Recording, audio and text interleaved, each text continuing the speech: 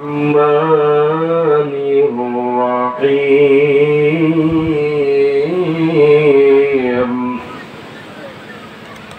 إن الله يأمر بالعدل والإحسان وإيتاء ذي القربى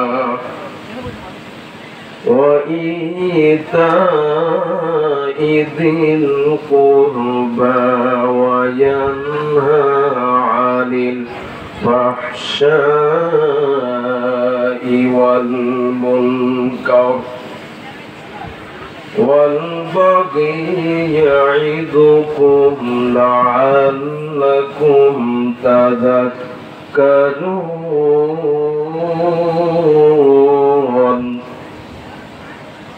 الله أكبر. بسم الله الرحمن الرحيم. إن الله وملائكته يصلون على النبي يا أيها الذين آمنوا صلوا عليه وسلموا تسليما. اللهم صل على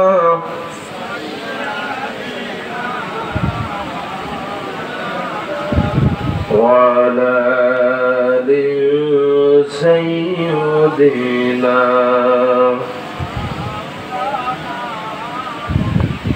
নবীর প্রতি মহব্বত ভালোবাসা আমাদের সবার ভেতরে কম আছে না বেশি আছে? আওয়াজ দেন ভাই, কম না বেশি? যদি বেশি থাকে জবান খুলে আকাশ বাতাস মুখরিত করে সবাই পড়ে আল্লাহুম্মা সাল্লি আলা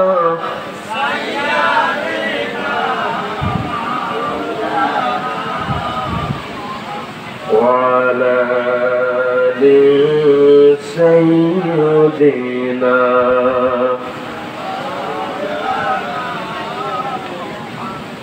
হে রাসূল বুঝি না আমি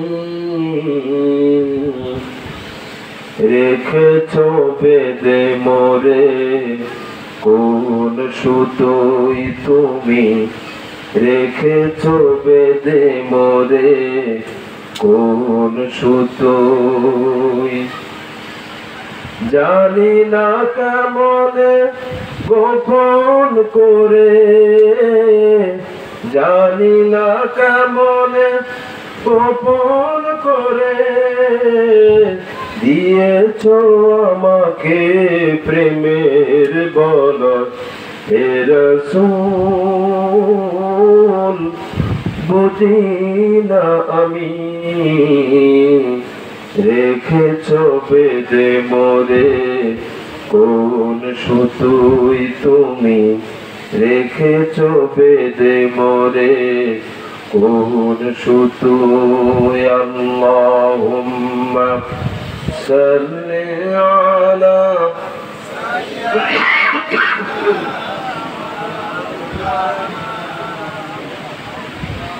ওয়া আলা আলি সাইয়্যিদিনা। সবাই পড়ি বালাগাল উলা বিকামালিহি কাশাফাত দুজা বিজামালিহি হাসুনাত জামিউ খাসালিহি সল্লু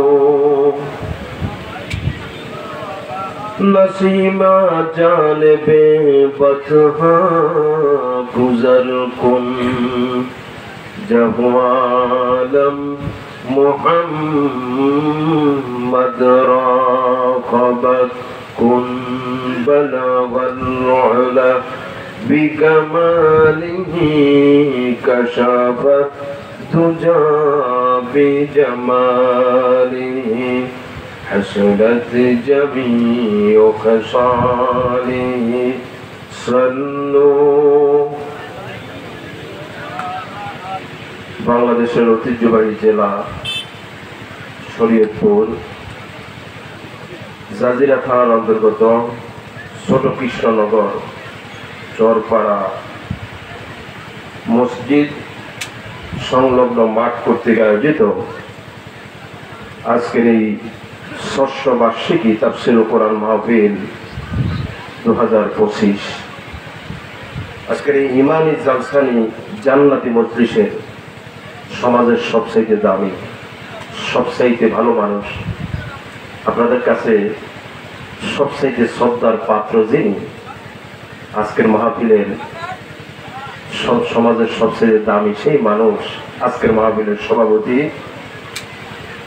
জনাব মোহাম্মদ তৈমুর রহমান তুহিন এখন সমাজসেবক আতানাল্লাহু উমরাহু ওয়া বারাকাল্লাহু ফি হায়াত জোরে বলি আমিন। আজকের মাহফিলের সম্মানিত বিশেষ অতিথিবৃন্দু মোহাম্মদ জালাল জমাদার চেয়ারম্যান সেনেরচর ইউনিয়ন পরিষদ, মোহাম্মদ শাহিন মাতবর প্যানেল চেয়ারম্যান সেনেরচর পরিষদ ইউনিয়ন পরিষদ, মোহাম্মদ সেকেন্দার মাতবর বিশিষ্ট সমাজসেবক এবং রয়েছেন আজকের মাহফিলের প্রধান মেহমান জনাব মঞ্জুরুল আলম বাবুল মুন্সি সভাপতি বাংলাদেশ কেন্দ্রীয় মানবাধিকার সংস্থা আঞ্চলিক কমিটি দক্ষিণবঙ্গ। রয়েছেন প্রধান অতিথি ডক্টর মোহাম্মদ শাহ আলম চৌকিদার সাংগঠনিক সম্পাদক বাংলাদেশ কেন্দ্রীয় মানবাধিকার সংস্থা আঞ্চলিক কমিটি দক্ষিণবঙ্গ। সবাই প্রতি আমার সালাম এবং সবার প্রতি দোয়া। আতানাল্লাহু উমরাহু ওয়া বারাকাল্লাহু ফি হায়াত জোরে বলি আমিন। হাযরাত উলামায়ে কেরাম, সম্মানিত উপস্থিতি, পর্দার আড়ালের সম্মানিতা আবেদা জাহেরা, সর্বগুণে গুণান্বিতা আমার মা এবং বোনেরা, আসসালামু আলাইকুম ওয়া রাহমাতুল্লাহি ওয়া বারাকাতুহু। আমরা মহান মালিকের দরবারে শুকর আদায় করি যে মহান মালিক আমাকে সেই চাঁদপুর থেকে আপনাদের এই শরীয়তপুরের পূর্ণভূমি আল্লাহর ওলিদের একটা গুরুত্বপূর্ণ জায়গা, এটা জনগণ ঠিক কিনা? হাজী শরীয়তুল্লাহর পূর্ণভূমি শরীয়তপুরে আমাকে যে মহান মনি কোরআনের কথাগুলি, হাদিসের কথাগুলি, ইসলামের কথাগুলি বলার জন্য এই জায়গায় আসার সুযোগ করে দিয়েছেন এবং আপনাদেরকে এলাকা থেকে বাছাই করে পৃথিবীর শ্রেষ্ঠ জায়গা জান্নাতি মজলিস, কোরআনের মজলিস এই জায়গায় হাজির হওয়ার তৌফিক করেছেন। মালিকের দরবারে শুকর আদায় করি, আকাশ চুম্বী আওয়াজ দিয়ে বলে উঠছি আলহামদুলিল্লাহ। আরেকটু জোরে বলি আলহামদুলিল্লাহ। কোরআনের মাহফিলে বসতে হলে আসলে তকদির লাগে। যার কিসমত ভালো সেই দুনিয়ার সেরা মজলিসে বসতে পারে, ঠিক কিনা? যার কিসমত খারাপ সে কিন্তু বসতে পারবেন না। আপনি দড়ি দিয়ে শিকল দিয়ে বাঁধিয়ে রাখতে পারবেন না, জোরেগণ ঠিক কিনা? কপাল লাগবে আর কিসমত লাগবে, জোরেগণ ঠিক কিনা? আমরা যারা এই সন্ধ্যার পর থেকে এই পর্যন্ত ধৈর্য ধরে এই জায়গায় বসে আছি, বলেন তো দেখি আমাদের জন্য আমাদের নবী কোন সুসংবাদ রাখছেন না রাখেন না? আরো অর্থ বলেন, রাখছেন কি রাখেন না? তাহলে আমরা যারা বসে আছি আমাদের জন্য কি সুসংবাদ? আমার ভাইয়েরা, নবী করিম সাল্লাল্লাহু আলাইহি ওয়াসাল্লাম তিরমিজি শরীফের হাদিসের ভিতরে সুন্দর করে বলছেন, ওয়ায়াস্তাগফিরু লাহু মান ফিস সামাওয়াতি ওয়াল আরদি হাত্তাল হিতানু ফিল মা। নবীজি আমার বলছেন, যে মানুষগুলি সন্ধ্যার পরে দুনিয়ার শ্রেষ্ঠ জায়গা কোরআনের মজলিস, হাদিসের মজলিস, ইসলামের মজলিসে বসে যায়, আমার নবীজি বলছেন যারা এই জায়গায় বসে গেল এই মানুষগুলির জন্য আসমানে যা আছে জমিনের ভিতরে যা আছে সব কিছু এই মানুষগুলির জন্য দোয়া করতে থাকে। সুবহানাল্লাহ, কি গুরুত্বপূর্ণ মেসেজ। আপনি বাসায় বসে আছেন এখনো, আপনার জন্য কিন্তু আসমানের ফেরেশতারা দোয়া করে না, জমিনের পোকামাকড় গুলি দোয়া করে না, জমিনের যেই আপনার প্রাণীগুলি আছে ওগুলি দোয়া করে না, এমনকি সমুদ্রের ভিতরে যে মাছগুলি আছে ওই মাছগুলিও দোয়া করে না। জোরে কোন ঠিক কিনা? আপনি যদি দোয়া পেতে চান, আর বাড়িতে নয়, রাস্তায় নয়, বাজারে নয়, যে যেখানে আছেন আপনার জন্য এখন ওয়াজের মাহফিল আসা ফরজ। জোরে কোন ঠিক কিনা? কোরআনের মাহফিলে যারা এই কোরআনের মাহফিলের আশেপাশে যারা থাকে ওই মানুষগুলির জন্য বাড়িতে থাকা ফরজ না তাফসীর মাহফিলে আসা ফরজ? কথা কয় না, আসা ফরজ না নফল? যদি না বুঝেন আমি একটু ক্লিয়ার করি। আমার ভাইয়েরা, আমাদের নবী তো মনে করেন দুনিয়াতে নাই, আছে নবীজি নাই। নবীজি যদি সেই মক্কাল মুকাররমা থেকে সৌদি আরব থেকে কোরআনের দাওয়াত নিয়ে, হাদিসের দাওয়াত নিয়ে, ইসলামের দাওয়াত নিয়ে যদি এই জায়গায় আসতো, বলেন তো দেখি আমরা যারা এই শেনের সরের নবীর উম্মত আছি আমাদের জন্য নবীর মাহফিলে হাজিরা দেওয়ার নফল না ফরজ? আরো আসতে সবাই বলেন নফল না ফরজ? মনে করেন এখন নবী নাই, আছে নাই নবী ওয়ারাসাতুল আম্বিয়া, ওয়ারাসাতুল আম্বিয়ার দাওয়াত নিয়ে মনে করেন আমি সাতপুর থেকে আপনাদের এই শেনের স্তরে আসলাম। বলেন তো দেখি নবী যদি থাকতো নবীর ডাকে হাজিরা দেওয়ার যেমন ফরজ ছিল, আমি নায়েবে নবী ওয়ারাসাতুল আম্বিয়া, আমি এসেছি কোরআন দিয়ে আপনাদেরকে বোঝানোর জন্য, হাদিস দিয়ে বোঝানোর জন্য, আমার ডাকেও কিন্তু হাজিরা দেওয়ার নফল না ফরজ? আরো আসতে পারেন নফল না ফরজ? আপনি বাড়িতে আসেন মানে ফরজ লঙ্ঘন করছেন, রাস্তায় আসেন মানে ফরজ লঙ্ঘন করছেন।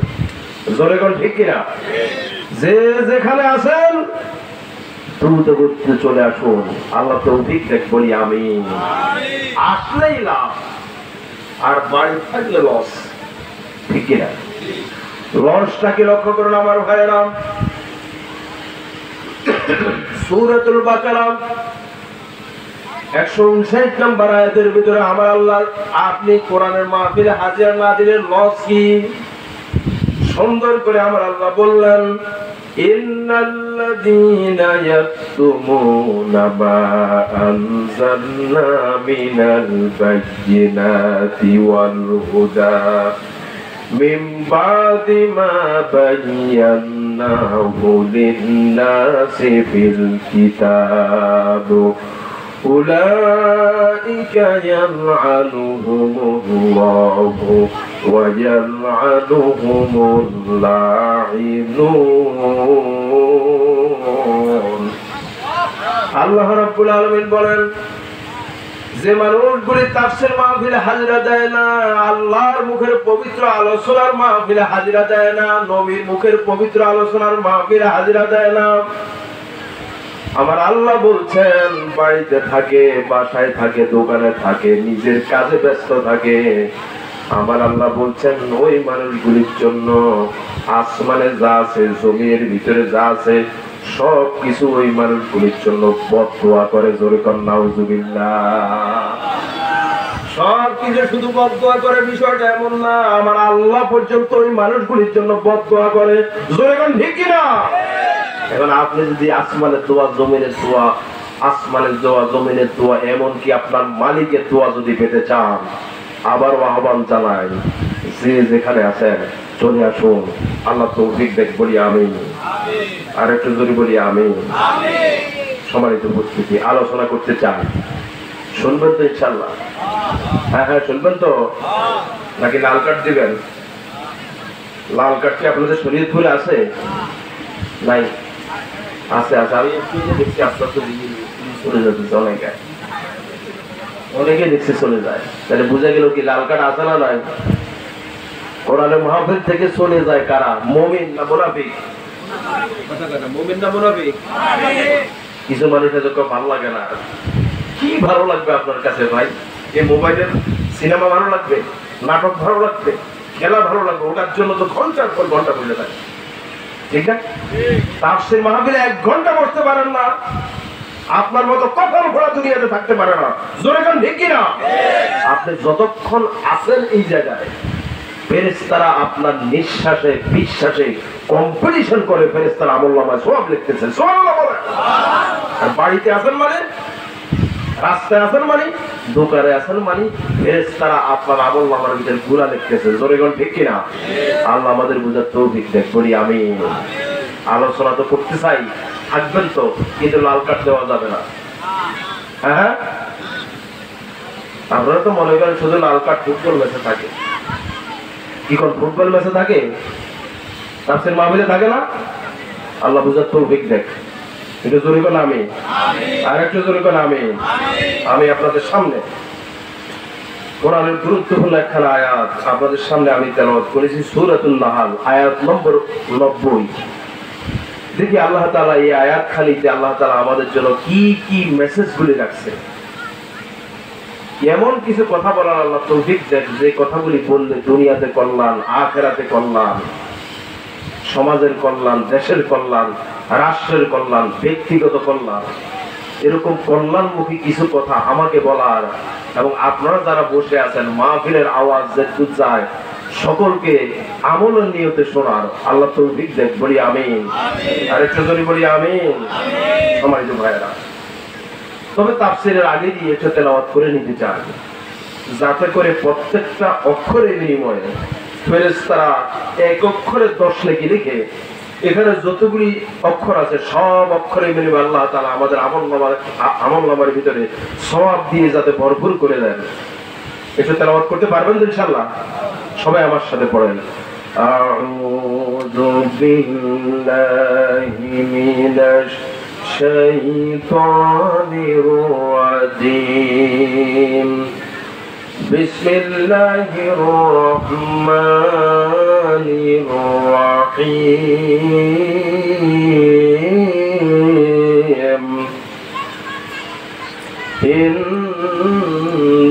ইন্নাল্লাহা ইয়া'মুরু বিল আদলি ওয়াল ইহসানি ওয়া ইতা'i যিল কুরবা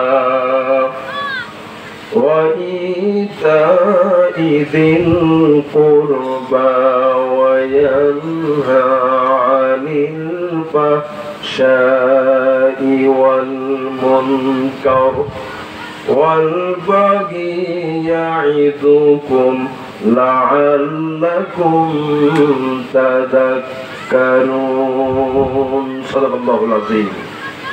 আল্লাহ রাব্বুল আলামিন তিনি বলছেন, নিশ্চয় আল্লাহ তাআলা আদেশ জারি করছেন, প্রজ্ঞাপন জারি করছেন তোমাদের জন্য। কে কয়? আর আসতে বলেন, কে কয়? কি আদেশ? 3টা আদেশ, 3টা নিষেধ।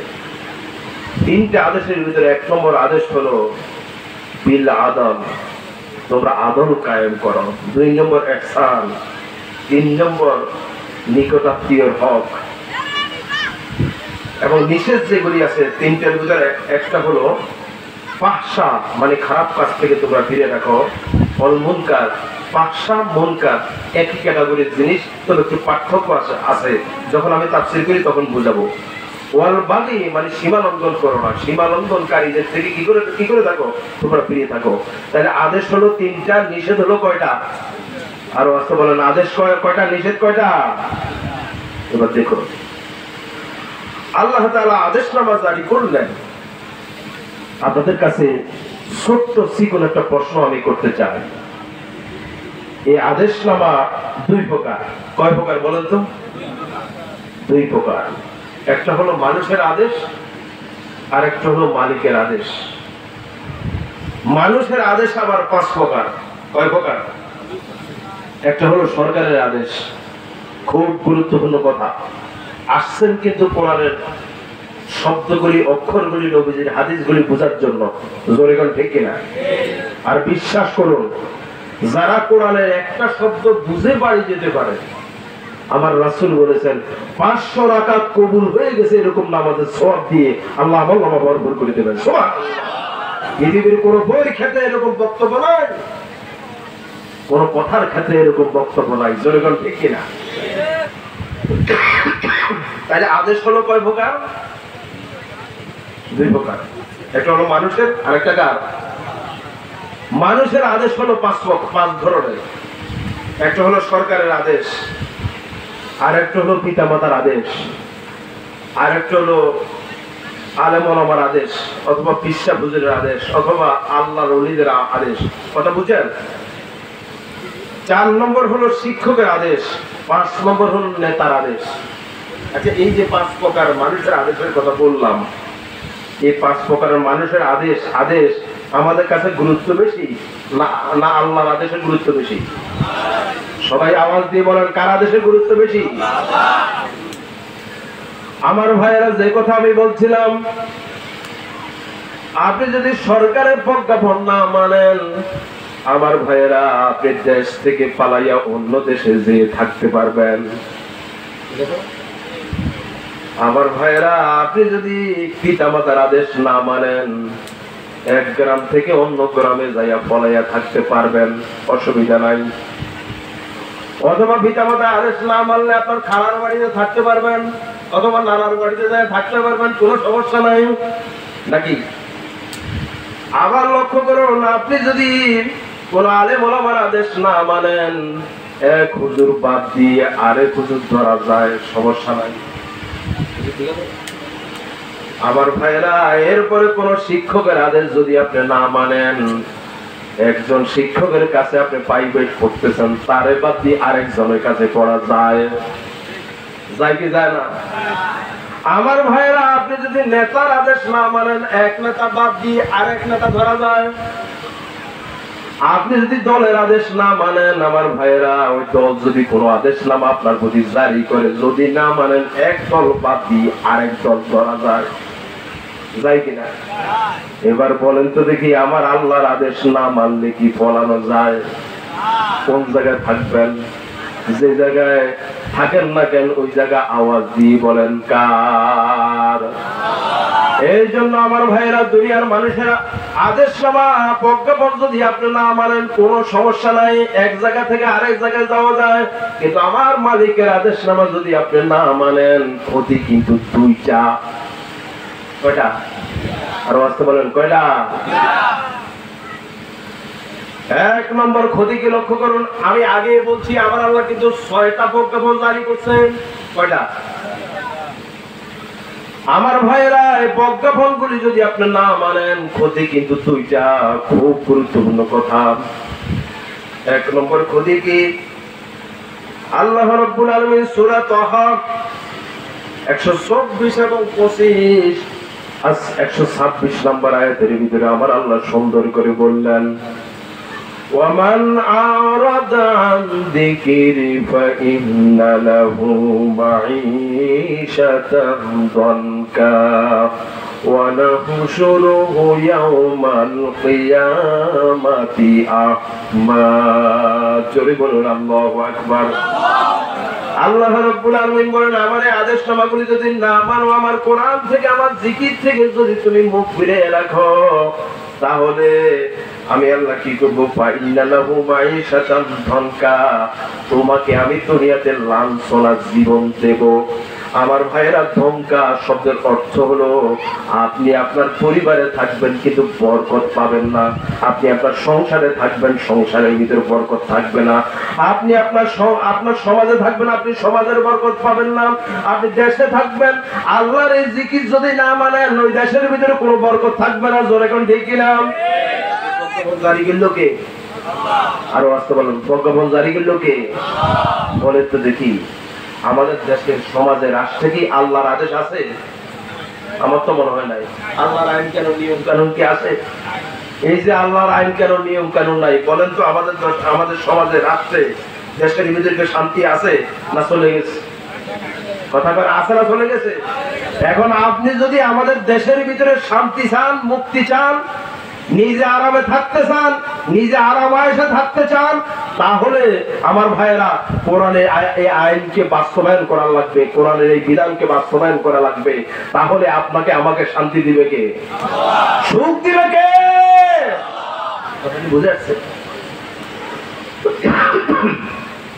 আল্লাহর প্রজ্ঞাপন গুলি না মানলে আমার ভাইয়েরা ক্ষতি কয়টা? ক্ষতি কয়টা? এক নম্বর ক্ষতি হলো এটা, আপনার সংসারের ভিতরে আপনি শান্তি পাবেন না, দেশের ভিতরে শান্তি পাবেন না, সমাজের ভিতরে শান্তি পাবেন না, বরকত পাবেন না। আমার ভাইরা দুই নম্বর ক্ষতি দেখেন, আল্লাহ রাব্বুল আলামিন কোরআনে কারীমের সূরা রহমান 33 নম্বর আয়াতের ভিতরে বললেন, মানুষের আদেশ নামা যদি আপনি না মানেন, এক জায়গা থেকে আরেক জায়গায় পলাইয়া যাওয়া যায়, কিন্তু ওই আল্লাহর আদেশ যদি না মানেন কোথাও পলানো যায় না। যেই জায়গায় থাকবেন ওই জায়গা কার? আর আস্তে বলেন, ওই জায়গা কার? আল্লাহ রাব্বুল আলামিন বলেন, ইয়া মাশারাল জিন্নি ওয়াল ইনসি ইন ইসতাতাতুম أن إن استطعتم أن تنفذوا من أقطار السماوات والأرض فانفذوا لا تنفذون إلا بسلطان الله أكبر। আল্লাহ পাক এই দুনিয়াতে সৃষ্টির ভিতরে সমস্ত মানুষ এবং জিনকে লক্ষ্য করে বলছেন, হে জিন এবং মানুষেরা, আমি যেই বিধানের কিতাব কোরআন শরীফ দিছি, হাদিস দিছি, আমার নবীর মাধ্যমে যে হাদিস দিছি, ওহী মাত্র দিছি, গায়রে মাত্র দিছি, দুইটা জিনিস তোমাদেরকে দিছি। আমার এই নিয়ম নীতি বিধানগুলি যদি তোমার ভালো না লাগে, আমার দুনিয়া ছেড়ে অন্যত্র চলে যাও। বলেন তো দেখি, আপনি যেখানে পালাবেন ওই জায়গা কার?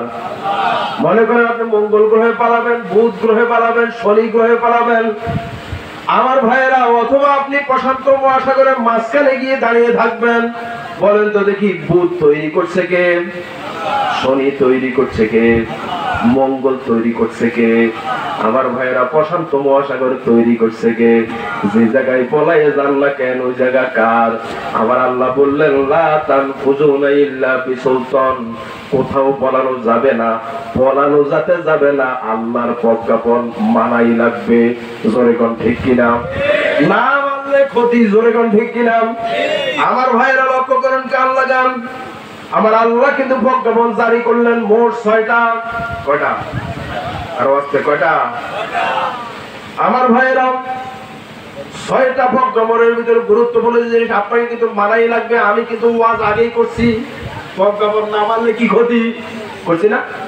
এখন আপনি মানেন না মানেন সেটা আপনার ব্যাপার, ক্ষতির সম্মুখীন হবেন আপনি। ধরে কোন ঠিক কিনা? আমার ভাইরা, 1 নম্বর আদেশ হলো, আমার আল্লাহ বললেন, বিল আদল, আদল কায়েম করো। আমার ভাইয়েরা, গুরুত্বপূর্ণ তথ্য দিচ্ছি। আদল শব্দের অর্থ হলো ন্যায় বিচার। আদল শব্দের অর্থ কি? কান খোলেন, খুব গুরুত্বপূর্ণ জিনিস, কিন্তু সব জায়গায় ওয়াজ পাবেন না ভাই, গবেষণামূলক বক্তব্য। কিন্তু আদল মানে হচ্ছে ন্যায় বিচার, বুঝেন না? আদল মানে হচ্ছে আপনার সুবিচার, জাস্টিস, ভারসাম্য, ব্যালেন্স।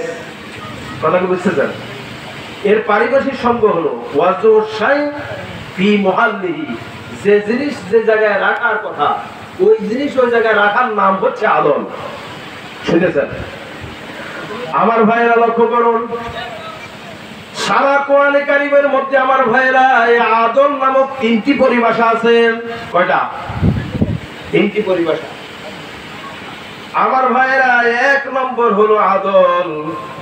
এই আদলের পরিভাষা আমার আল্লাহ কোরআনে ব্যবহার করেছেন। 1 নম্বর আদল আল্লাহ পাক সূরা নিসা 58 নম্বর আয়াতের ভিতরে সুন্দর করে বলছেন, ইন্নাল্লাহা ইয়া'মুরুকুম আন তুওয়াদ্দুল আমানাতি ইলা আহলিহা ওয়া ইযা হাকামতুম বাইনান নাসি আন তাহকুমু বিল আদল। সবাই বলুন আল্লাহু আকবার। এই জায়গায় আমার আল্লাহ আদল শব্দটি ব্যবহার করেছেন। আবার এই আদল শব্দের আরেকটা সমার্থবোধক শব্দ হচ্ছে ইনসাফ। আদল শব্দের আরেকটা শব্দ কি? আমার ভাইরা, সূরাতুন নিসা 176 নম্বর আয়াতের ভিতরে সুন্দর করে আমার আল্লাহ বললেন, ইয়াস্তাফতুনাকা কুলিল্লাহু ইউফতিকুম ফিল কালালা ইন ইমরুউন হালাকা লাইসা লাহু ওয়ালাদুন ওয়া লাহু উখতুন ফালাহা নিসফুম মা তারাক। জোরে বলুন আল্লাহু আকবার। এই যে নিসফুন শব্দ, এটাও কিন্তু আদলের সমার্থক শব্দ। বুঝলেন না কথা? আদলের আরেকটা শব্দ হলো আরবিতে আল কেস্ট। কি? আল কেস্ট। আল্লাহ রাব্বুল আলামিন সূরা মায়েদা 42 নম্বর আয়াতের ভিতরে খুব সুন্দর করে আমার আল্লাহ বললেন, ওয়া ইন হাকামতা ফাহকুম বাইনাহুম বিল কিসতি ইন্নাল্লাহা ইউহিব্বুল মুকসিতিন। তাহলে আদলের পরিভাষা পাইলাম কয়টা? তিনটা। এই তিনটা কিন্তু অর্থ কিন্তু একই, ইনসাফ করা। তবে এখানে ইনসাফ আর আদলের ভিতরে একটু পার্থক্য লক্ষ্য করুন। গান লাগান। আদল মানেও ন্যায় বিচার, আর ইনসাফ মানেও কিন্তু ন্যায় বিচার।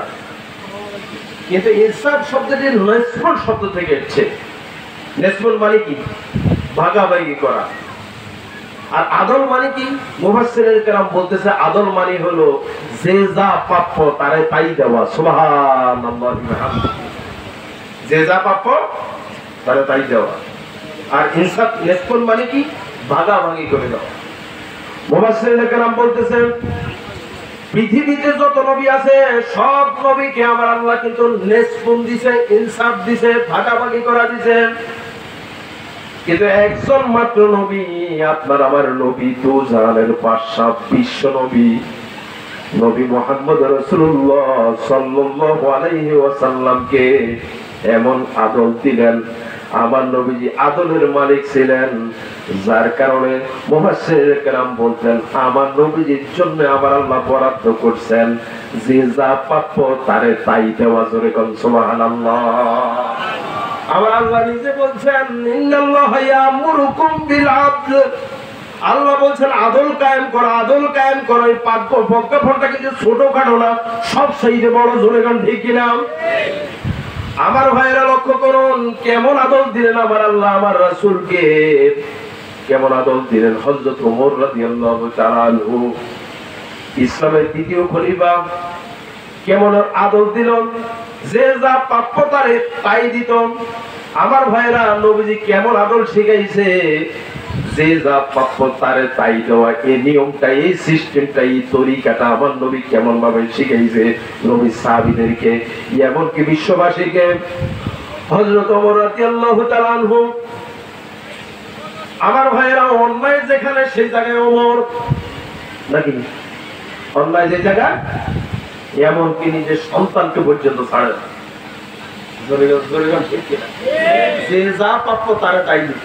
সে সন্তান হোক, সে আমার মা হোক, সে আমার বাবা হোক, সে আমার নিকটাত্মীয় হোক, সে আমার দূর হোক, যেই হোক না কেন, যে যা প্রাপ্য তারা তাই দেওয়া ফরজ। জোরে কোন ঠিক কিনা? হযরত ওমর রাদিয়াল্লাহু তাআলা আনহু তিনি রাষ্ট্রীয় দায়িত্ব পালন করতেছেন। এমন সময় এক বুড়ি আসলো তার একটা মেয়ে নিয়ে। আমার ভাইরা হযরত ওমরকে লক্ষ্য করে বললেন, ওমর, আমার এই মেয়েটি আছে যে মেয়েটিকে আপনার ছেলে মদ খাইছে, মদ খাওয়ার পর আমার এই মেয়েটিকে ধর্ষণ করেছে। নাউজুবিল্লাহ কর। আমার ভাইরা হযরত ওমর বাংলাদেশের মতো এরকম রাষ্ট্রের খলিফা ছিল না, ভারতের মতো এরকম রাষ্ট্রের খলিফা ছিল না, বরং বাংলাদেশ 14টা এক জায়গায় জোড়া দিলে আমার ভাইরা যদ্দূর হয় সারা সৌদি আরবে এরকম রাষ্ট্রের খলিফা ছিল। জোরে কোন ঠিক কিনা? যে যা প্রাপ্য তারে তাই দেওয়া লাগবে, নাকি? কমানো যাবে না, বাড়ানো যাবে না। জোরে কোন ঠিক কিনা? আমার ভাইরা হযরত ওমর রাদিয়াল্লাহু তাআলা আনহু এই কথা যখন শুনেছেন, শোনার সঙ্গে সঙ্গে মেজাজ হয়ে গেছে খারাপ। পৃথিবীতে দুইজন মানুষ আছে, জিজ যখন উঠতো চুল খাড়া হয়ে যেত। কয়জন মানুষ? দুইজন মানুষ, একজন হলো নবী, আরেকজন হলো সাধারণ মানুষ। আমার ভাইরা, সে নবী হচ্ছে হযরত মূসা আলাইহিস সালাম। তাফসীরের ভিতরে এসেছে হযরত মূসা আলাইহিস সালামের যখন জিদ উঠতো, মাথায় থাকতো পাগড়ি, চুলগুলি খাড়া হয়ে যেত, পাগড়ি পিছন দিয়ে পড়ে যেত। আল্লাহু আকবার বলবেন না? আমার ভাইরা, দুই নম্বর হলো হযরত ওমর, যখনই জিদ উঠতো তখন চুলগুলি খাড়া হয়ে যেত। আল্লাহু আকবার। আমাদের সমাজেও দেখবেন, আমাদের যে বাচ্চাগুলি চুল খাড়া, এরকম বাচ্চা আছে, কথা বলে আছে কিনা? তখন মানুষে দেখলে বলে কয়ের মেজাজ করে, হট মেজাজ, চুল খাড়া। এই যে হট মেজাজ বলে চুল খাড়া হয়, এটা আসছে কিন্তু হযরত মূসা আলাইহিস সালাম থেকে, হযরত ওমর থেকে। জোরে গান দেখে না? যখন শুনছে সন্তান জেনা করছে, মদ খাইছে, আমার ভাইরা এই খবর শোনার সঙ্গে সঙ্গে মেজাজ হয়ে গেছে খারাপ। ডাক দিয়ে বললেন, বুড়িমা, এমন জায়গায় আপনি এসেছেন, যেই হোক বিচার কিন্তু আপনি পাবেন। আল্লাহু আকবার বলবেন না? আমাদের সমাজের অবস্থা হয়েছে কি?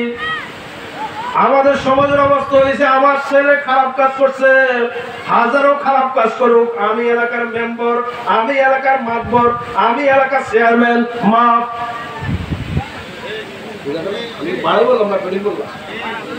আমি এলাকার মাতবর, আমি এলাকার শিল্পপতি, আমি মন্ত্রী, এমপি, 100 জেলা করলেও অসুবিধা নাই, চুরি করলে অসুবিধা নাই, ডাকাতি করলে অসুবিধা নাই। আপনি জুলুম করছেন, জালেমের শাস্তি জাহান্নাম। জোরে কোন ঠিক কিনা? পৃথিবীতে 10টা গুনাহ আছে, অপরাধ আছে, যে অপরাধের গুনাহ আল্লাহ মাফ করে না, তওবা করলেও মাফ হয় না। ঠিক আছে? কি করলেও মাফ হয় না? তওবা করলেও মাফ হয় না। তার অন্যতম গুনাহ হচ্ছে আমার ভাইরা ঋণ। ঋণের গুনাহ তওবা করলে কি মাফ হয়? যার কাছে ঋণ আনছেন তার কাছে কি যাওয়া লাগবে? 2 নম্বর হচ্ছে জুলুম, সেটা তো আরেক আলোচনা। 2 নম্বর হচ্ছে জুলুম। আপনি যদি জুলুম করেন কারোর উপরে, আমার ভাইয়ের অন্যায় ভাবে, অবৈধ ভাবে জুলুম করেন, সে মা হোক, সে বাবা হোক, সে দেশের মানুষ হোক, জনগণ হোক, যেই হোক না কেন, আপনি যদি জুলুম করেন অন্যায় ভাবে কোনো মানুষের উপরে, আমার আল্লাহ বলছেন, আমি এই জালেমকে ক্ষমা, ও মরবে ডাইরেক্ট যাবে জাহান্নামে। জোরে কোন ঠিক কিনা? হযরত ওমর ডাক দিয়ে বললেন, মা, আপনি এমন জায়গায় বিচার দিয়েছেন, যে জায়গার বিচার অবশ্যই আপনি রেজাল্ট পাবেন। সে আমার সন্তান হোক, সে আমার বাবা হোক, যেই হোক না কেন। হযরত ওমর রাদিয়াল্লাহু তাআলা আনহু তিনি চলে গেলেন বাড়িতে। বাড়িতে যাইয়া দেখছেন হযরত ওমরের সন্তান আবু শাহামা, কি নাম বললাম? আবু শাহামা, তিনি ভাত খাচ্ছেন। ডাক দিয়ে বললেন, হে ছেলে, আমার কাছে একটা বিচার আসলো আজকে। স্ত্রী ডাক দিয়ে বললেন, বিচার আর কি আসবে? হযরত ওমর ডাক দিয়ে বললেন, একটা বিচার আসছে, ছেলে, তুমি নাকি মদ খাইছো, একটা মেয়েকে ধর্ষণ করেছো। স্ত্রী ডাক দিয়ে বললেন, হে ওমর, তুমি তো রাষ্ট্রের খলিফা, আপনি তো রাষ্ট্রের খলিফা, অসুবিধা কি? আপনি তো নেতা, অসুবিধা কি? সমস্যা তো নাই। আপনার ছেলে অন্যায় করেছে, তাকে আপনি মাফ করে দিলেও পারেন, নাও দিলে পারেন, সমস্যা নাই। শুনতে চান? তাকে আপনি মাফ করে দিলেও পারেন, না দিলেও পারেন, সমস্যা কি? এই কথা শোনার সঙ্গে সঙ্গে হযরত ওমর কোরআনের আয়াত তেলাওয়াত করলেন স্ত্রীর সামনে। আল্লাহু আকবার বলবেন না? হযরত ওমর রাদিয়াল্লাহু তাআলা আনহু তিনি কোরআনের আয়াত তেলাওয়াত করলেন, সূরা নূর 2 নম্বর আয়াত। স্ত্রীকে ডাক দিয়ে বললেন, ওই স্ত্রী, শোনো আমার আল্লাহর প্রজ্ঞাপন। আমার আল্লাহর এই প্রজ্ঞাপন থেকে আমি ওমরের এক চুলো পিছপা হওয়ার সুযোগ, আরো আসতে বলেন, সুযোগ আজ পৃথিবীতে ওমরের উত্তরসূরি যারা আছে বাংলাদেশে, আমার ভাইরা, অন্যায় হবে, তারপর ওমরের সুন্নাত থেকে সরে যাবে না। জোরে কোন ঠিক কিনা? আমার ভাইরা লক্ষ্য করুন, হযরত ওমর তেলাওয়াত করলেন সূরা নূরের 2 নম্বর আয়াত। আল্লাহ রাব্বুল আলামিন বলেন, الزانية والزاني فاجلدوا كل واحد منهما 100 جلدة জোরে বলুন আল্লাহু আকবার। হযরত তোমার স্ত্রীকে ডাক দিয়ে বললেন, ও আমার প্রাণের স্ত্রী, তুমি কি আমার মালিকের প্রজ্ঞাপন শুনেছো নাকি? স্ত্রী ডাক দিয়ে বলেন, কি সেই প্রজ্ঞাপন? হযরত তোমার ডাক দিয়ে বললেন, জিনাকারী যেই হোক, সে পুরুষ হোক আর মহিলা হোক, যেই হোক না কেন, তারে 100 বেত্রাঘাত করো, 100 চাবুকের মার দাও। এই যে এই প্রজ্ঞাপন দিল কে? ভাই আপনি নামাজ পড়ে কি করবেন, আর রোজা রাখে দেখে কি করবেন, আর দান করে কি করবেন, আর সদকা করে কি করবেন, হজ করে কি করবেন আমার ভাইরা, ওমরা করে কি করবেন আমার ভাইরা? আমার ভাইরা আপনার ডাইনে চোখের সামনে বামে আমার ভাইরা জেনার কাজ হচ্ছে আমার ভাইরা। বিশ্বাস করুন আল্লাহর কসম, হযরত ওমরের এই প্রজ্ঞাপন মতো আমার দেশের আমার ভাইরা, কোন সরকার, কোন দায়িত্বশীল, কোন এমপি, কোন মন্ত্রী আমার ভাইরা কেউ যদি এই প্রজ্ঞাপন বাস্তবে রূপ দেয়, দেওয়ার সাথে সাথে আমার ভাইরা এই জেলা বাংলাদেশ থেকে চিরতরে মোচন করবে কে? এই জেলা চিরতরে মোচন করবে কে? আমার ভাইরা শুধু একজন না, একজনের সামনে না। এই প্রজ্ঞাপন যদি আপনার মনে করেন কয়েক হাজার লোকের সামনে এটা কার্যকর করে 100 বেত্রাঘাত, যারা দেখবে তারাও আগামী মনে করেন যতদিন বাঁচে আমার ভাইরা ততদিনও এই জেলার উদ্রেক তার আসবে না। ঠিক না? হযরত ওমর ডাক দিয়ে বলেন, লক্ষ্য করুন আমার ভাইরা, হযরত ওমর বললেন, ও আমার স্ত্রী, আমার আল্লাহ কিন্তু এই প্রজ্ঞাপন জারি করছে, আমাকে এটা করাই লাগবে, নাইলে কিয়ামতের দিন আমাকে আমার মালিকের কাছে জবাবদিহি করা লাগবে। আল্লাহু আকবার। আমার ভাইরা যে যা প্রাপ্য তারা তাই দিবে, যে যা প্রাপ্য, সে আমার ছেলে হোক, সে আমার বাবা হোক, সে আমার মেয়ে হোক, যে যা প্রাপ্য তারা তাই দেওয়া লাগবে। আমার ভাইরা হযরত ওমর রাদিয়াল্লাহু তাআলা আনহু তিনি বললেন, ও আমার স্ত্রী, তারে কিন্তু আমি 100 চাবুক মারবো। কয়টা চাবুক? 100। হযরত আমার ভাইরা ওমরের স্ত্রী ডাক দিয়ে বলল, প্রাণের স্বামী, আপনি তো খলিফা, ইচ্ছে করলে তাকে মাফ করে দিতে পারেন, অসুবিধা কি? আপনার সন্তান, অসুবিধা তো নাই। হযরত ওমর ডাক দিয়ে বলেন, হে আমার স্ত্রী, আমার কলিজার ভিতরে শুধু আমার সন্তান নয়, তামাম পৃথিবীর সবকিছুর থেকে আমার কলিজার ভিতরে আমার রবের মহব্বত বেশি। আপনাদের কলিজার ভিতরে মালিকের মহব্বত আছে না নাই? ওরে কথা কয়, আছে না নাই? আমার ভাইরা ওমর বললেন, আমি এটা কার্যকর অবশ্যই করব। হযরত ওমর ডাক দিয়ে বললেন, সন্তান, কাজ করেছো খারাপ, তাড়াতাড়ি খাও, শেষ খাবার খেয়ে নাও, রেডি হও। আমার আল্লাহ কিন্তু আল্লাহ যে প্রজ্ঞাপন জারি করছে এটা আমি কার্যকর অবশ্যই করব। হযরত ওমর রাদিয়াল্লাহু তাআলা আনহুকে সন্তানের খাওয়া দাওয়া হওয়ার পর তিনি নিয়ে আসলেন, সন্তানকে নিয়ে আসলেন। সন্তানকে নিয়ে আসার পর জনসমুখের মাঝে আমার ভাইয়েরা কাজীকে ডাক দিয়ে বললেন, কাজী, তুমি কিন্তু আমি যে খলিফা আমার দিকে তাকাইও না, বরং তুমি তাকাইবা আমার আল্লাহর আদেশের দিকে। আল্লাহু আকবার বলবেন না? আমি যে খলিফা আমার দিকে তাকাইলে হয়তো বা তোমার একটু ভয় সৃষ্টি হতে পারে, কিন্তু আমার দিকে তাকানোর দরকার নাই, তুমি তাকাইবা কার দিকে? হযরত ওমর রাদিয়াল্লাহু তাআলা আনহু তিনি কিন্তু তখন কোরআনের একটা আয়াত তেলাওয়াত করেছিলেন, তাফসীরের ভিতরে সেই আয়াতটা কোট করা হয়েছে। আমার ভাইরা সূরা নিসা 135 নম্বর আয়াত, হযরত ওমর রাদিয়াল্লাহু তাআলা আনহু যে আয়াতটি তেলাওয়াত করেছেন সেটি হলো, ইয়া আইয়ুহাল্লাযীনা আমানু কুনু কাওয়ামিনা বিল কিসতি শুহাদা লিল্লাহ। জোরে বলুন আল্লাহু আকবার। আল্লাহ পাক বলেন, হে মুমিনেরা, তোমরা যখন বিচার ফয়সালা করো তখন তোমরা কি করো? ন্যায় বিচার করো। এই ঘোষণা কার? আর ওয়াস্তা বলেন, এই ঘোষণা কার? আমার ভাইয়েরা ওমর কাজীকে বলল, কাজী, আয়াতের দিকে সামনে রেখে তুমি বিচারগুলি করবা। সে আমার ছেলে, তুমি কিন্তু জানো আমার দিকে তাকানো যাবে না, আমার ছেলের দিকে তাকানো যাবে না, কোন দিকে তাকাইবা না, তাকাইবা কার দিকে? আর আসতে বলেন কাঁদ দিয়ে। আমার ভাইয়েরা কাজী ডাক দিয়ে বললো, হে ওমর, আপনি তো জানেন না গোটা মদিনার ভিতরে, রাষ্ট্রের ভিতরে আপনি হলেন নেতা, আপনি হলেন প্রধানমন্ত্রী, আপনি হলেন রাষ্ট্রপ্রধান, আর আপনি এমন মানুষ, আপনি নিয়োগ করেছেন আপনি যেমন ওই রকম দায়িত্বশীল কাজী, আপনি যেমন কাজীও নিয়োগ করেছেন ওই রকম। আল্লাহু আকবার, আল্লাহু আকবার। সুতরাং আপনি কি মনে করেন আমি আপনাকে ভয় করব? আপনার সন্তান এই কাজ করছে, আমি তাকে ছাড় দেব না? আমি তাকে ছাড় দেব না। আমি ভয় করি আমার মালিককে। আমার মালিকের আদেশ বাস্তবায়ন করার জন্য প্রয়োজনে যদি আমার রক্ত দেওয়া লাগে, প্রয়োজনে যদি আমার জান দেওয়া লাগে, প্রয়োজনে বাড়ি ছাড়া লাগে, প্রয়োজনে দেশ ছাড়া লাগে, প্রয়োজনে জীবনও যদি পর্যন্ত দেওয়া লাগে, তারপরেও দেব। আল্লাহু আকবার। ইসলামের জন্য যদি ডাক আছে, রক্ত দেওয়া লাগতে পারে, জান দেওয়া লাগতে পারে, পারে না?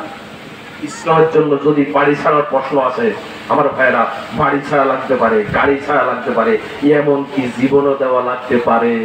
জোরে কোন ঠিক কিনা? আমি আপনাদেরকে আহ্বান জানাচ্ছি, যদি ইসলামের জন্য ডাক আছে, কোরআনের রাজ প্রতিষ্ঠার জন্য ডাক আছে, আমার ভাইরা, আপনারা কি আপনাদের সব কিছু বিলিয়ে দিতে রাজি আছেন? কারা কারা রাজি আছেন? দু হাত তুলে আমার আল্লাহর একটু দেখায়।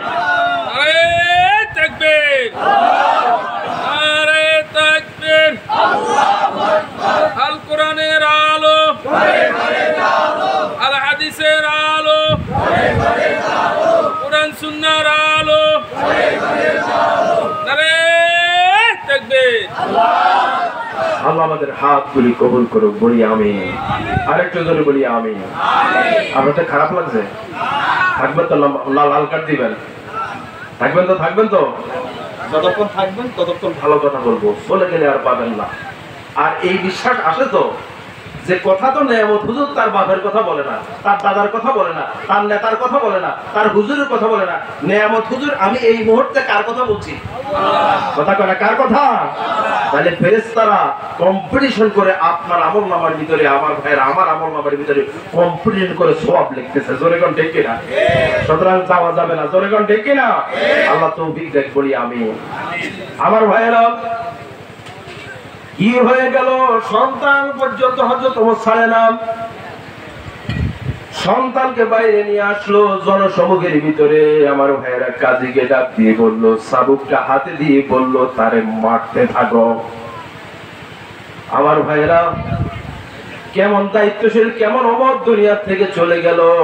আমার একটা গজল মনে পড়ে সব সময়, একটা ওমর এই জামানায় দাও হে মেহেরবান, একটা ওমর এই জামানায় দাও হে মেহেরবান।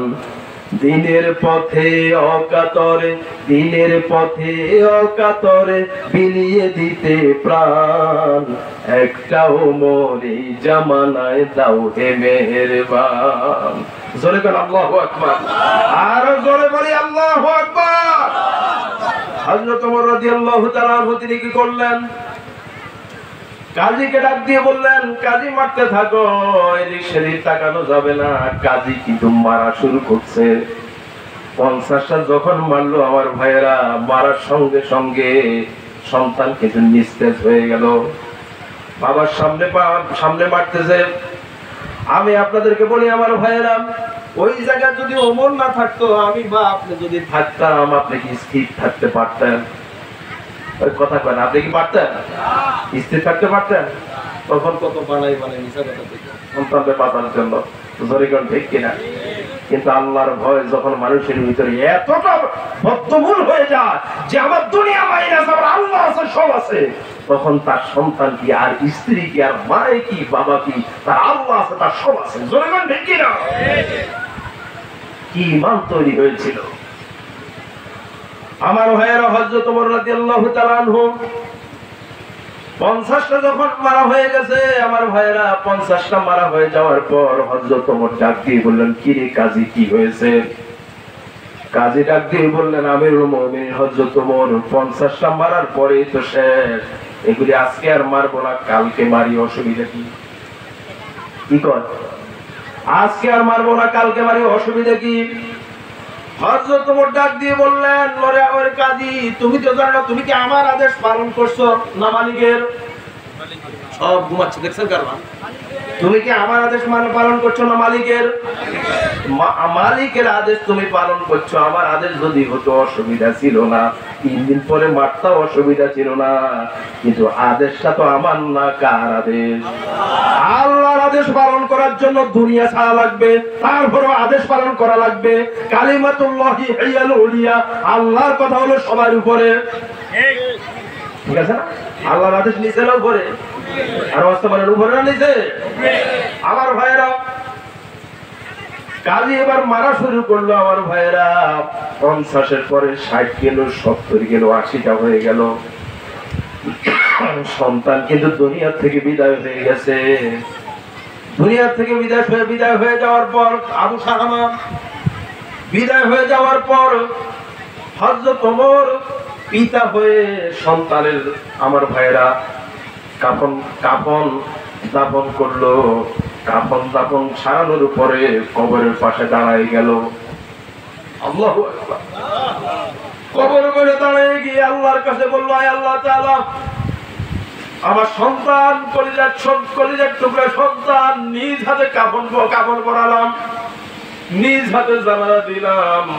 আপনার আইনকে শ্রদ্ধা করতে গিয়ে, পদাবলী দিয়ে দিতে গিয়ে দুনিয়ার সবচাইতে বেশি আমার সন্তানকে আমার সামনে নিজের হাতে আপনার আইন বাস্তবায়ন করতে মেরে ফেললাম। আয় আল্লাহ তাআলা, তোমার কাছে একটাই আমি আরজ করছি, আল্লাহ, এই যে একটা ভালো কাজ করছি, তোমার একটা আদেশ আমি পালন করতে পেরেছি, অন্তত আমি ওমরের কোন কাজও যদি দুনিয়াতে তুমি তোমার পছন্দ না হয়, এই একটা ভালো কাজের উসিলায় কিয়ামতের দিন আমাকে জান্নাত দিয়ে দিও। আমার ভাইরা, হযরত ওমর রাদিয়াল্লাহু তাআলা আনহু সেখান থেকে দোয়া মোনাজাত করার পর এবার বাড়িতে চলে আসলেন। বাড়িতে চলে এসে সন্তান যে রুমের ভিতরে ঘুমায়, আমার ভাইরা, ওই রুমের ভিতরে সন্তানের চাদর আছে, বালিশ আছে, খাতা আছে। হযরত ওমর রাদিয়াল্লাহু তাআলা আনহু সন্তানের বালিশটা ধরে হাউমাউ করে কাঁদতেছে। স্ত্রী ডাক দিয়ে বললেন, পানের স্বামী, আমি না বলেছিলাম আপনার সন্তান আপনার কাছে খুব প্রিয়, এই সন্তানকে আপনি মারিয়েন না। আমার ভাইরা, হযরত ওমর ডাক দিয়ে বললেন, স্ত্রী গো, দুনিয়ার সবচাইতে আমার কলিজার ভিতরে যার ভালোবাসা, জোরে বলেন তার নাম কি? আর আস্তে বলেন তার নাম কি? আমি আমার আল্লাহর জন্য দুনিয়ার সবকিছু কোরবানি দিতে পারি, জোরে কোন সুবহানাল্লাহ। তাই না আমি আপনাদের সামনে এতক্ষণ ধরে যা বললাম, যে যা প্রাপ্য তারে দেয়, তাই দেওয়ার নাম কি? আদর। যে যা প্রাপ্য তাই দেওয়ার নাম কি? আদর। আর আল্লাহ প্রজ্ঞাপন জারি করছেন 3টার ভিতর একটা, তার নাম হলো আদর। তার নাম কি? আমার ভাইরা, আমি শর্ট করে গুরুত্বপূর্ণ একটা মেসেজ দিচ্ছি। কষ্ট হচ্ছে আপনাদের? কষ্ট হচ্ছে? যেহেতু এই জিনিসটা বলা অত্যন্ত গুরুত্বপূর্ণ আমি মনে করছি। আমার ভাইরা, আপনার হাতের ভিতরে এই আঙ্গুল আছে না নাই? খুব গুরুত্বপূর্ণ জিনিস, আছে না নাই? আমার ভাইরা, এই আঙ্গুল কোন জায়গায় টিপ দেন, এই খবর আল্লাহর কাছে নাই। ওই কথা বলে, আছে না নাই? এই আঙ্গুলটা কোন জায়গায় রাখবেন, এই খবর বুঝি আল্লাহর কাছে নাই। অনেক আছে, এটার গুরুত্ব বুঝে না, কিন্তু এটার গুরুত্ব নাই। ওরে আসতে বলেন, আছে কিনা? সময় এসেছে আমার ভাইরা, সময় এসেছে আপনি কোন জায়গায় এই আঙ্গুল ব্যবহার করবেন। বিশ্বাস করুন, আপনি নামাজ পড়েন, রোজা রাখেন, হজ করেন, যাকাত করেন, তাহাজ্জুদ করেন, কোরআন তেলাওয়াত করেন, দান করেন, সদকা করেন, উমরা করেন, দুনিয়ার সব ভালো কাজ করছেন, কিন্তু আপনি ভালো কাজ করার পরেও যখন এই আঙ্গুল ব্যবহার করতে গেছেন, তখন আপনি আঙ্গুলের প্রতি জুলুম করছেন। আঙ্গুলের প্রতি কি করছেন? কথা কেন? আঙ্গুলের প্রতি কি করছেন? জুলুম। মানে কি? নামাজ পড়ছেন যার কথা মতো, রোজা রাখছেন যার কথা মতো, যাকাত দিচ্ছেন যার কথা মতো, দান করছেন যার কথা মতো, হজ করছেন যার কথা মতো, উমরা করছেন যার কথা মতো, এই আঙ্গুল তার কথা মতো আপনি ব্যবহার করেন নাই। আমার কথা কি বুঝে এসেছে? এই আঙ্গুল ব্যবহার করছেন যাতে ইসলামের বিরুদ্ধে হেতারে দিচ্ছেন, হেতার পক্ষে ব্যবহার করছেন, ঠিক আছে? যাতে কোরআনের বিরুদ্ধে অবস্থান করে আমার ভাইরা তারে দিচ্ছেন, এই আঙ্গুল ব্যবহার করছেন তার জন্য। কথা বুঝতেছেন? তাহলে আঙ্গুল হইতে কি করা হয়েছে? কথা কয় না, কি করা হয়েছে? সে বললো আমি শরিয়া আইন মানি না, কোরআন আর রাজনীতি আলাদা। শুনতেছেন? এরকম বক্তব্য যে দিন আমার ভাইরা তারে আঙ্গুল ব্যবহার করছেন তার জন্য।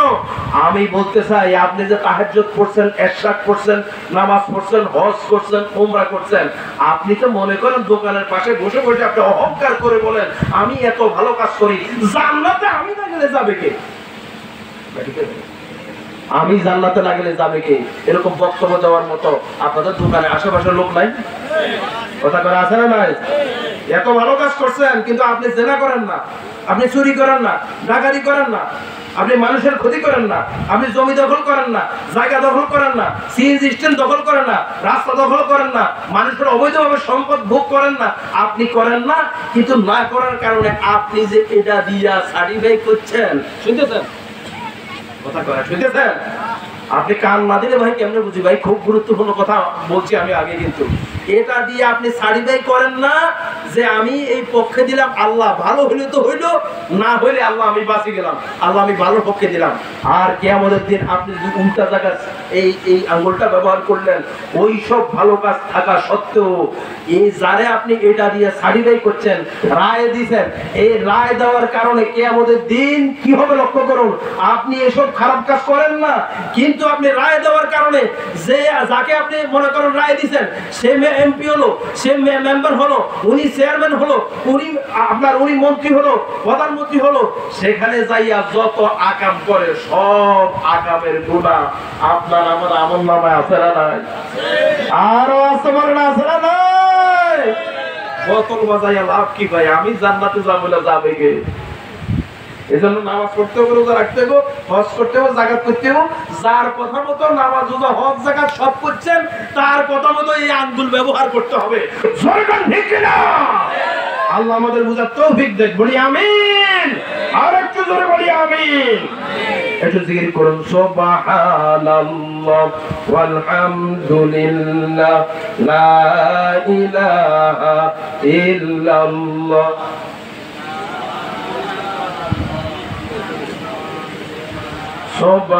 সুবহানাল্লাহ